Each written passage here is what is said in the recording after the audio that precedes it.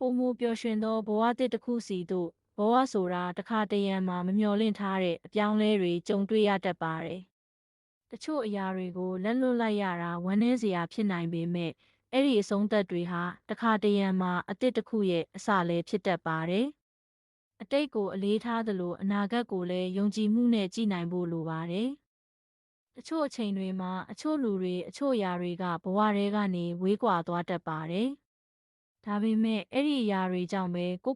ပိုမိုနားလည်လာပြီးပိုမိုကောင်းမွန်တဲ့လမ်းကိုရှာတွေ့နိုင်ပါတယ်။အနာဂတ်မှာကိုယ့်အတွက်ပိုမိုပျော်ရွှင်စေမယ့်အရာတွေရှိနေမယ်ဆိုတာကိုယုံကြည်ရပါမယ်။ဒီနေ့ကအဆုံးတစ်ခုလိုထင်ရနိုင်ပေမဲ့အမှန်တော့ဒါဟာပိုမိုပျော်ရွှင်သောဘဝတစ်တစ်ခုစီသို့ရှောက်လန်းနေတဲ့အစတစ်ခုဖြစ်နိုင်ပါတယ်။ယုံကြည်မှုတတိမျှော်လင့်ချက်တွေကိုကိုယ်နဲ့အတူယူဆောင်ပြီးရှေ့ကိုဆက်လက်ရှောက်လန်းလိုက်ပါ။တနေ့မှာကိုရှာနေတဲ့ပျော်ရွှင်မှုကိုတေချာပေါက်ရရှိလာပါလိမ့်မယ်။တခါတရံအဆုံးသက်တစ်ခုဟာပိုကောင်းတဲ့ဘဝအသစ်တစ်ခုရဲ့အစဖြစ်တတ်ပါတယ်။